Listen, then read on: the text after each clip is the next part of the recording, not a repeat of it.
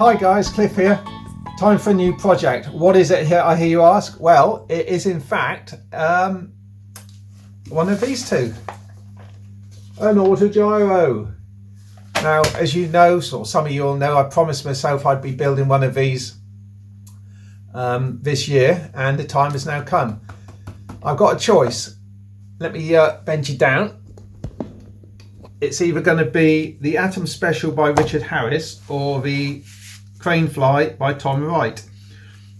These instructions were loaned to me by a club member. He thought I'd be interested. He's right. But then when I was looking through my magazines, I came across the Atom Special, which is the same size. It's a beginner's Autogyro.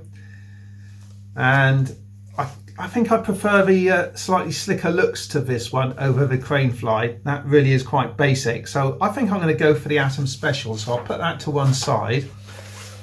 Now, this is from RCM&E, quite old now, autumn 2014.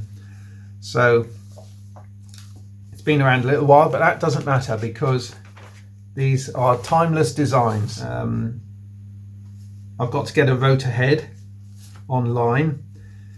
This one uses a Hobby King one, but it's old now, you can't get those. There's loads of pictures. He's molded a canopy. As you know, I've done canopy molding. He's molded a cowl as well, which I'll probably do. And then they've got some nice flying pictures at the end. The rotor diameter is 950 millimeters. It's roughly 3 foot. All that weight 600 to 700 grams. So I'm going to start cutting this out, and when I've got all the bits cut out, then I'll come back to you, and as if by magic they will all appear on my workbench. The reason I'm building this easier to fly one, by the way, is because what I actually want to build is the Panther Autogyro, which is much bigger, by Richard Harris again. And then this magazine's way old. This was this plan. I've got the free plan. You see, I bought it for the plan. Oh, it's March 2013. So I've got the plan for that as well. So this is the one I really want to build. I love the style of it. But apparently all the advice is, and I'm one for taking advice, all the advice is to start on something simple and learn the way an Autogyro flies. So that's what I'm going to do, and it's not going to take much to build this, is it?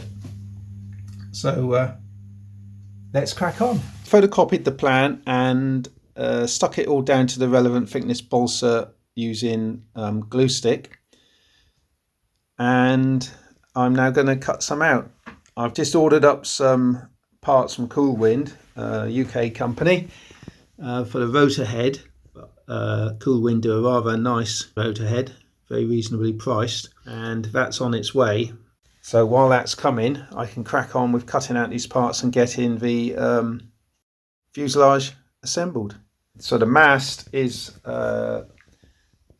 should be spruce. I've got something very similar. It'll make up the correct width if I glue two pieces together, which of course will give it strength anyway.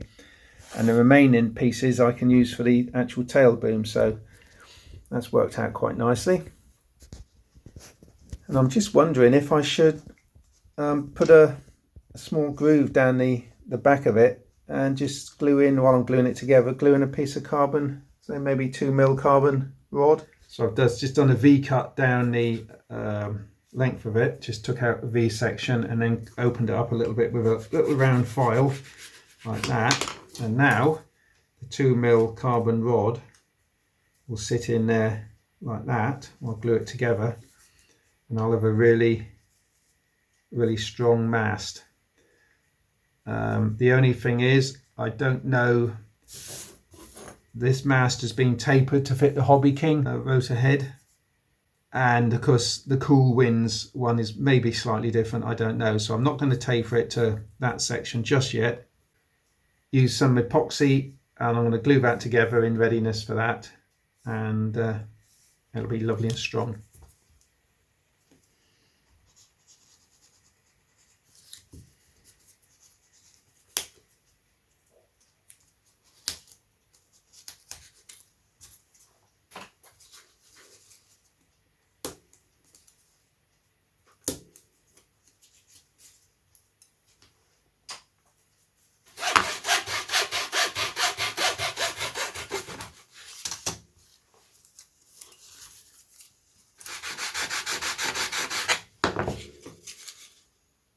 Good. This is fun. This is fun. This is fun. Cutting out parts is fun. It's all part of the build. I can see the attraction of getting a plan pack for like plywood, tricky shapes, that sort of stuff, but these are just squares. What could be easier than this? And you bond with the model.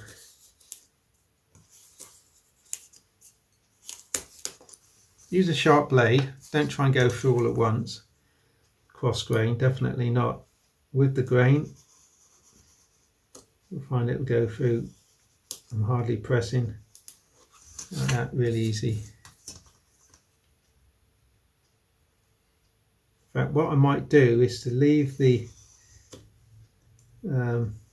sticker on a couple of these so as they identify the parts. So I've got quite a few plywood bits, 1/8 ply cut out. I've got the tail plane and fin parts cut out. I've got the sides, tail skid, back of the triangular bit, the side reinforcement panels, the formers. I think those bits there go up there. That's the first part of the construction. Go fit on there like that. And the servo bits and bobs, the rudders, everything's cut out nearly. That's a good pile, isn't it? All that's left is the center formers. I need to cut those out because they need to be laminated onto these bits either side. And then F1,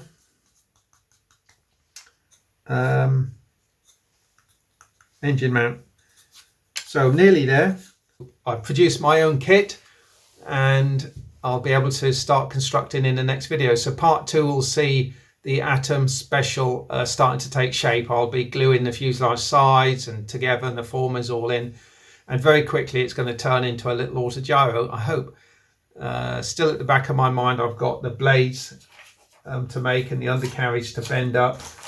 Of course, I've got all the plywood fiberglass parts from Cool Winds, and I've also got to assemble the rotor head, which is I'm looking forward to that. I'll get on with that.